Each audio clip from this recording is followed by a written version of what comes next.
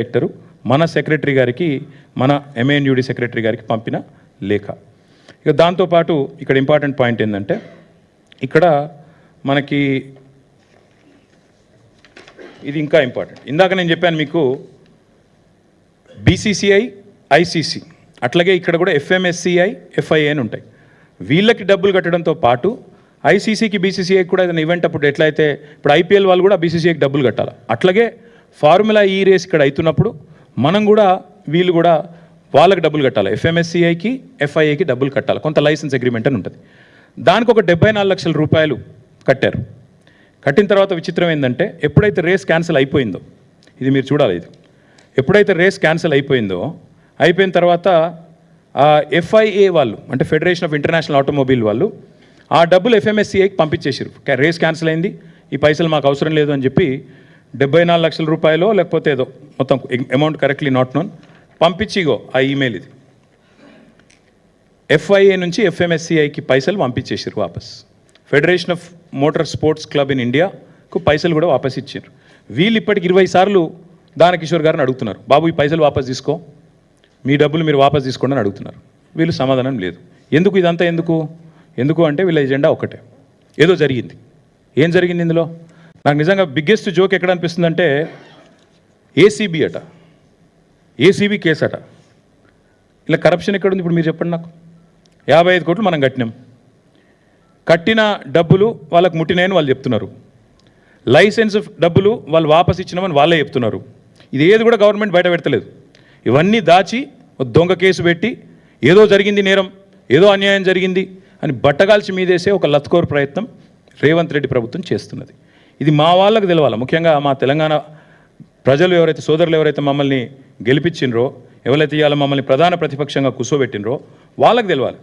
See, let me ask you, you guys should know this.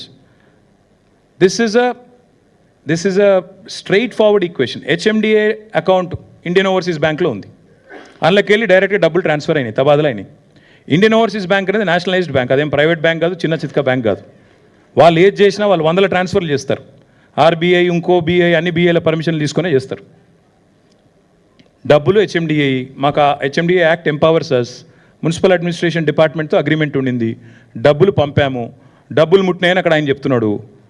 తర్వాత license fee కూడా వాళ్ళు cancel అయినాక వాళ్ళు వాపస్, ఇప్పుడు ఎవరి వల్ల క్యాన్సిల్ అయిందో కనబడుతూనే ఉంది మీకు.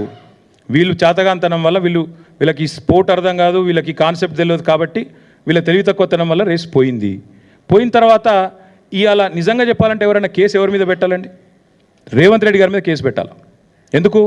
ఒక ఇంత అద్భుతమైన రేస్ను హైదరాబాద్ కాకుండా చేసి, ఇండియాకు కాకుండా చేసి, ఇండియాను ప్రపంచవ్యాప్తంగా బదనాం చేసినందుకు, ఇజ్జత్ తీసినందుకు ఆయన మీద కేసు పెట్టాలి. నేను ఊరికే అంటలేను, మీరు చూడండి. ఇగో this is report, international report again. దీని క్యాన్సిలేషన్ వల్ల ప్రపంచవ్యాప్తంగా మనకు సిగ్గు. It is a shameful thing. ఇండియాకి జరిగే నష్టం ఇది. మోటార్ స్పోర్టింగ్లో మళ్ళీ కూడా నమ్మడు వీళ్ళను. It's an indelible mark. ఇది మంచిది కాదు వీళ్ళకి అని చెప్పి రేసర్లు, రేస్ డ్రైవర్లు వాళ్ళందరూ మాట్లాడిన మాట. నేను అనేదల్లా నాకు అర్థం కాదు. ఇంకొక మాట కూడా చెప్పాలి చివరిగా, చాలా ఇంపార్టెంట్ ఇది. సరే కేసు వీళ్ళేదో పెట్టిరియాలి, FIR పెట్టినరు. ఫార్ములా ఈవోలు కూడా ఏం చేసినారు తెలుసా? ఇక వాళ్ళు కూడా కేసు వేసారు. ఎందుకంటే ఒరిజినల్ అగ్రిమెంట్లో ఏముంది, ఏం డిస్ప్యూట్ వచ్చినా ఆర్బిట్రేషన్ కోవాలని ఉంది. అందుకే వాళ్ళు ఏం చేసినారు, వీళ్ళు ఇంటర్నేషనల్ చేంబర్ ఆఫ్ కామర్స్, అక్కడ వాళ్ళు ఆల్రెడీ ఆర్బిట్రేషన్ కూడా ఫార్ములా ఈకి MANUD డిపార్ట్మెంట్ మధ్యన జరుగుతున్న ఈ తగాదా తేల్చండి. ఎట్లా అయితే మాంట్రియాల్కి సంబంధించి ఇందాక నేను చెప్పాను మీకు, మాంట్రియాల్ ఇది మీరు చూడండి. మాంట్రియాల్లో కూడా ఇట్లే రేస్ క్యాన్సిల్ క్యాన్సిల్ అయినాక మరి ఫార్ములా ఈ వాళ్ళతో లిటిగేషన్ పోయినరు. ఆఖరికి $3 మిలియన్ లిటిగేషన్ సెటిల్ అయింది. అట్లాగే సెటిల్ చేయాలన్న ఉద్దేశంతో హరీష్ సాల్వే అనే ఒక ప్రముఖ లాయర్ ఉంటారు. ఆ లాయర్ని పెట్టుకొని వీళ్ళు లండన్ నుంచి వీళ్ళు ఈ ఆర్బిట్రేషన్ ప్రొసీడింగ్స్ కూడా వీళ్ళు స్టార్ట్ చేశారు. ఇది ఏది చెప్తలేదు ప్రభుత్వం. ఫార్ములా ఈ వీళ్ళ మీద కేసు పెట్టింది చెప్తలేరు, పైసలు అడుగుతుందో చెప్తలేరు, ఎందుకు రేస్ పోయిందో చెప్తలేరు. ఆ పైసలు నిక్షేపంగా ఉన్నాయి, మొదటి 2 ఇన్స్టాల్మెంట్లు అక్కడనే వాళ్ళ దగ్గర ముట్టినాయి అని వాళ్ళు పంపిన రిసీట్లు చూపెడతలేరు. 3వ ఇన్స్టాల్మెంట్ మీరు కట్టలేదు కాబట్టి రేస్ క్యాన్సిల్ అవుతుందని చెప్తలేరు. ఆఖరికి FMSCI దగ్గర వచ్చిన పైసలు, వాపస్ వచ్చిన పైసలు అవి తీసుకుంటందుకు కూడా వీళ్ళు ముందుకు వస్తలేరు. This is the fact of the matter. ఇందులో ఇప్పుడు కరప్షన్ ఎక్కడుంది, కాకరకాయ ఎక్కడుంది, కేసు ఎక్కడిది, మన్నెక్కడిది నాకైతే అర్థమవుతలేదు. ఇక మీకేమైనా అర్థమైతే నాకు తెలియదు. కానీ ఇలా ఏసీబీ అట. ఏసీబీ అంటే ఏంటంటే యాంటీ కరప్షన్ బ్యూరో. కరప్షనే లేనప్పుడు ఏసీబీ ఎడికి వస్తుంది? ఏం కేసు ఇది? అసలు మెడకాయ మీద తలకాయ నోడు పెడతాడా ఈ కేసు? అసలు ఎవడన్నా దివానాగాడు తప్ప, హౌలగాడు తప్ప ఎవడన్నా పెడతాడా ఈ కేసు? అందుకే అంటున్నా, ఇలా కన్ఫ్యూజ్ అయ్యేది లేదు, ఏం లేదు. రేవంత్ రెడ్డి చేసే మరొక లస్కోరు ప్రయత్నం మాత్రమే ఇది. నరేందర్ మీద, లగచర్ల రైతుల మీద మొన్న చేసిండు. సరే 37 రోజులు కొట్లాడి 37వ రోజు ఇలా మా సోదరుడు బయటకు వచ్చిండు. మా మీద కూడా కేసులు పెట్టి సతాయిస్తా అనుకుంటే నేను ఒకటే చెప్తున్నా రేవంత్ రెడ్డికి, మేము ఒక ఉద్యమ నాయకుడి బిడ్డలం, ఉద్యమ నాయకుడి సైనికులం. ఏనాటికైనా చెప్తున్నా రేవంత్ రెడ్డి, నీలాంటి చిల్లరగాళ్ళ కేసులకు, నీ లత్కోరు పనులకు భయపడేటోడు ఎవడు లేడు.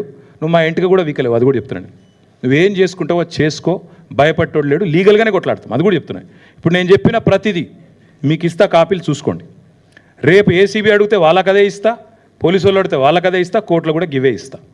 బరాబర్ చెప్తున్నా, నేను తప్పు చేయలేదు కాబట్టి నాకు ఆత్మవిశ్వాసం ఎక్కువ, ఆత్మస్థైర్యం ఎక్కువ. ఏ తప్పు చేయకపోయినా కేసు పెడతా అంటే పెట్టుకో, తప్పకుండా ప్రజలు అన్నీ కూడా అధ్యయనం చేస్తారు, అన్నీ కూడా అర్థం చేసుకుంటారు. మా ఎంబడ ఎందుకు పడుతున్నావు మాకు తెలుసు, మీకు తెలుసు. అమృత్ స్కామ్ గురించి మాట్లాడబడితిమి, మూసి లూటీ గురించి మాట్లాడబడితిమి. మరి మీరు చేస్తున్న అరాచకాలు, మీ అన్నదమ్ములు ఇవాళ అదానీ గారి సిమెంట్ ప్లాంట్ కోసం కొడంగల్లో చేస్తున్న అరాచకాలను ఢిల్లీ స్థాయిలో ఎక్స్పోజ్ చేస్తుమి. నీ అదానితో మీ వాళ్ళు అంటగాగుతున్న విధానం, మీ సీక్రెట్ మీటింగ్లు బయట పెడితిమి కోహినూరు హోటల్లో. ఇవన్నీ చూసినాక సహజంగానే నీకు కొంత కడుపుమంట ఉంటుంది, మేము అర్థం చేసుకోగలుగుతా నీ బాధ. కానీ ఇక్కడ భయపడేటోడు ఎవడు లేడు. నువ్వేం చేసుకుంటావో చేసుకో, తప్పకుండా నేను అడుగుతా ఉన్నా.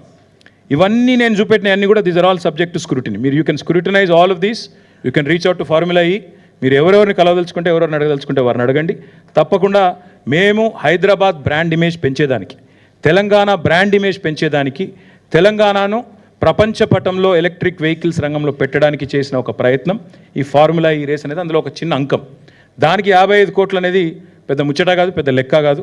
కాబట్టి దాన్ని ఏదో భూతద్దంలో పెట్టి ఇల్లేదో కుంభకోణం జరిగిందంటే నేను మళ్ళీ చెప్తున్నా, ఆ 55 కోట్లు ముట్టినాయి, మా దగ్గర ఉన్నాయి అని ఫార్ములా ఈ వాళ్ళు నీకు ఉత్తరం రాసిండ్రు. ఆ లెటర్ నిమ్మింగటి ఉంది, మీకు ఇస్తాను. అందులో లైసెన్స్ ఫీజు కూడా వాపస్ పంపి తీసుకో, నువ్వు వాపస్ 74 లక్షలు 75 లక్షలు అని చెప్పి FMSCI వాళ్ళు నీ గవర్నమెంట్ని అడుగుతా ఉన్నారు, నీ సెక్రటరీని అడుగుతున్నారు. అది కూడా మీరు చెప్తలేరు. అన్నిటికీ మించి ఆల్రెడీ ఫార్ములా ఈ వాళ్ళు మీతో ఆర్బిట్రేషన్ సూట్ కొట్లాడుతున్నారు, అది కూడా నువ్వు చెప్తలేవు. ఇవాళ నా మీద కేసు పెడితే నువ్వు ఫార్ములా ఈ మీద కూడా పెట్టాల్సి వస్తుంది. ఎందుకంటే నేను అనుచిత లబ్ధి చేకూర్చినాను నువ్వు అంటున్నావు. అనుచిత లబ్ధి చేకూరిస్తే ఆల్రెడీ ఆర్బిట్రేషన్ వాళ్ళు నీ మీద వేసిండ్రు. మరి ఫార్ములా ఈతో నువ్వు కేసేస్తే, వాళ్ళ మీద కూడా కేసేస్తే ప్రపంచవ్యాప్తంగా తెలంగాణ ప్రభుత్వం ఇజ్జత్ పోదా? ఇంత ఫ్రివలస్ కేసు, ఎంత హౌలా అయినా, ఎంత హౌలా ప్రభుత్వం ఇది అని చెప్పి తెలంగాణ ప్రభుత్వం లాఫింగ్ స్టాక్ కాదా ప్రపంచవ్యాప్తంగా? Will this not bring international shame to India? అసలు వీళ్ళకు మోటార్ స్పోర్ట్స్ అంటేనే తెలియదు, మూర్ఖులు, రాజకీయ పరిజ్ఞానం లేని వాళ్ళు అని అనుకోరా? ప్రపంచంలో నవ్వుకోరా? కాబట్టి రేవంత్ రెడ్డి గారికి నేను కోరేది, కేసు పెట్టదలుచుకుంటే పెట్టుకో, కానీ ప్రపంచవ్యాప్తంగా తెలంగాణ పరువు తీయకు. ఇప్పటికే రోజు దివ్యమైన తెలంగాణను, దివాలా తెలంగాణ అని మాట్లాడుతున్నారు. ఇంకోవైపు ఇట్లాంటి చిల్లర ప్రయత్నాలు. మేము భయపడం, లీగల్గా ఎదుర్కొంటాం. మా పార్టీ లీగల్ సెల్ చూసుకుంటుంది, న్యాయపరంగా ఏమేం చేయాలో వాళ్ళు చేస్తారు.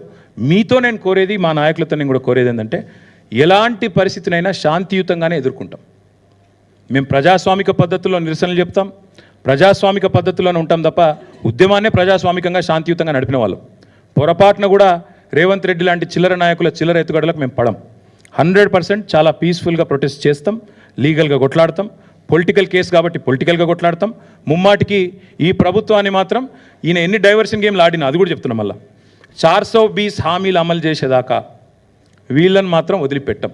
ప్రజలకు ఇచ్చిన ప్రతి వాగ్దానం, 6 గ్యారంటీలు, 13 హామీలు, 420 దొంగ హామీలు అన్నీ అమలు చేసేదాకా వదిలిపెట్టాం. ఎన్ని కేసులు పెట్టుకున్నా అన్నీ ఎదుర్కొంటాం. Thank you. నేను మళ్ళీ చెప్తున్నా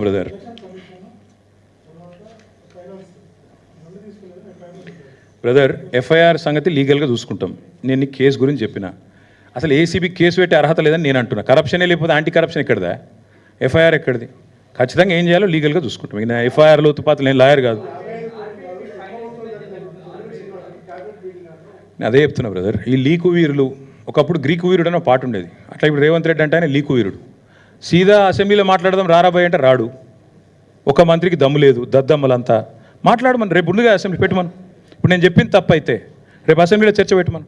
అంతపాటి సిపాయిలు అయితే, నిజంగానే నేను చెప్పింది తప్పు అయితే రేపు అసెంబ్లీ ఉంది కదా పెట్టమను, అసెంబ్లీలో చర్చ పెట్టమను. వీళ్ళందరికీ ఇప్పుడు నేను వాస్తవాలు చూపెడతాను, వాళ్ళ వాస్తవాలు ఏందో వాళ్ళు చెప్పండి. ఇప్పుడు ఈడ 4 గోడల మధ్యలో మాట్లాడు ఎందుకండి? 4 కోట్ల మంది ప్రజల ముందు మాట్లాడదాం, ఏం స్కామ్ మన స్కామ్ మాట్లాడదాం. బ్రదర్ నేను మళ్ళీ చెప్తున్నా, మనం సగం కట్టినాం వాళ్ళకు 55 కోట్లు ఏదో కట్టినాం, 55 ఎంతనో కట్టినాం. నాకు సరిగ్గా యాదకి లేదు, సంవత్సరం కింద ముచ్చట.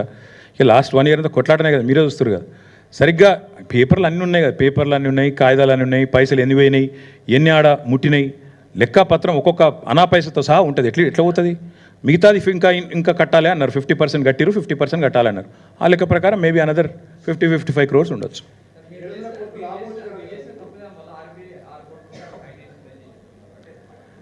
ఎవరు చెప్తున్నారు? గవర్నమెంట్ ఎక్కడ చెప్పింది? ఒక్క మంత్రి అయినా కెమెరా ముంగటికి వచ్చి మాట్లాడినా అంతా లీకు వీరులు, ఆర్ల కూర్చొని ఈఆర్ల కూర్చొని లీకులు వచ్చిన ఒక్కనన్నా రమ్మని ముంగటికి. రేపు చర్చ పెట్టమని రాదు. నేనేమంటున్నా, మళ్ళీ అడుగుతున్నా, రేపు అసెంబ్లీలో చర్చ పెట్టు, ముఖ్యమంత్రిని మాట్లాడమని దమ్ముంటే. నిజంగా అంతా నేను తప్పు చేసింటే నేను మాట్లాడతా, అసెంబ్లీలో నేను మాట్లాడతా, నేను మెంబర్ని. రేపు అసెంబ్లీ ఉంది, సస్పెండ్ చేయి, మిగతా బిజినెస్ సస్పెండ్ చేసి పెట్టు. నేను వద్దంటున్నా. రేపు అర్ధరాత్రి 12 దాకా నడిపి, లేదా ఎల్లుండి నడిపి, నిన్ను ఓడిగొట్టిండి, లేదా 15 రోజులు పొడిగించు.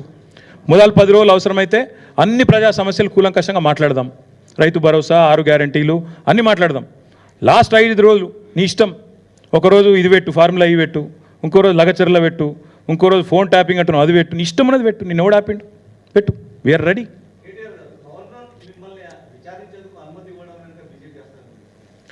బ్రదర్ నేను ఒకటి మాత్రం పక్కా చెప్తున్నా, ఇందులో మరి ఆయనకి ఏం చెప్పినరో నాకు తెలియదు. ఆయన కూడా ఇట్లా ఏమైనా గోల్మాల్ చేయొచ్చు. ఇప్పుడు ఇవన్నీ ఈ డాక్యుమెంట్లు పబ్లిక్ డొమైన్లో లేవు. ఇవన్నీ గవర్నర్ గారికి ఇచ్చితే మేబీ ఆయన కూడా పునరాలోచిస్తున్నారేమో, నాకు తెలియదు. ఇప్పుడు నేను లేనిది నేను అనకూడదు. గవర్నర్ గారిని అనవసరంగా నేను ఆయనకు ఉద్దేశాలు ఆపాదించడం కరెక్ట్ కాదు. ఆయనకు కూడా దొంగ మాటలు చెప్పి ఒప్పించిర్రేమో. ఇప్పుడు వారిద్దరి మధ్యన జరిగిన ఉత్తర ప్రత్యుత్తరాలు, గవర్నర్కు గవర్నమెంట్కు జరిగిన ఉత్తర ప్రత్యుత్తరాలు నాకు తెలియనప్పుడు నేను అనవసరంగా గవర్నర్ గారికి మోటివ్స్ నేను పెట్టడం మంచిది కాదు. కానీ ఒకటి మాత్రం పక్కా, ఇవన్నీ కూడా ప్రభుత్వం దాస్తా వచ్చింది ఈరోజు దాకా. ఫార్ములా ఈతో జరిగిన ఉత్తర ప్రత్యుత్తరాలు, పైసలు ముట్టిన రిసీట్లు, ఇవన్నీ కూడా నేరం జరిగిపోయింది, దొంగతనం జరిగింది అనేది డ్రామా ఆడుతుండ్రో ఇలా నేను బయట పెట్టినా. ఇప్పుడు నేను చెప్పింది తప్పైతే let chief minister hold discussion tomorrow in assembly. Brother ఇవాళ ఎఫ్ఐఆర్ అయిందట, ఒక నిమిషం, ఎఫ్ఐఆర్ అయిందట. ఇప్పుడు నేను గింత చెప్పినాక కూడా మెడకాయ మీద తలకాయ ఉన్నాడైతే గింత చెప్పినాక లెంపలేసుకున్నారే తప్పు జరిగింది అని చెప్పి సపడే కూకోవాలి. ఇక నేను బుద్ధి తక్కువని, నేను ఎవరినైతే వాడిని అరెస్ట్ చేస్తా, ఎల్ఎన్టీ CFOని కూడా అరెస్ట్ చేస్తా, ఆయన కేవలం ఒక మాట అన్నాడు కాబట్టి నాకు నచ్చలేదు కాబట్టి నేను అరెస్ట్ చేస్తా అనే మూర్ఖులతో ఏం మాట్లాడతాం? నేను ఒకటే చెప్తున్నా బ్రదర్, లీగల్గా నేనే తప్పు చేయలేదు, నాకు గుండె ధైర్యం ఉంది, నేనే తప్పు చేయలేదు. ఇప్పుడు మళ్ళీ దాని కాయిదాలు నేను చూపెడుతున్నా. కరప్షన్ లేదు, కాకరకాయ లేదని చెప్తున్నా. ఇది ACB అనేది అసలు వాళ్ళకి అర్హత కూడా లేదు ఇందులో ఉండడానికి. Anti corruption bureau has no right to be a part of this investigation because there is no corruption. If there is no corruption, where is anti-corruption bureau? That's my question. So therefore, all I'm saying is, we'll face it legally. Whatever it is, we'll face it legally and politically. Thank you.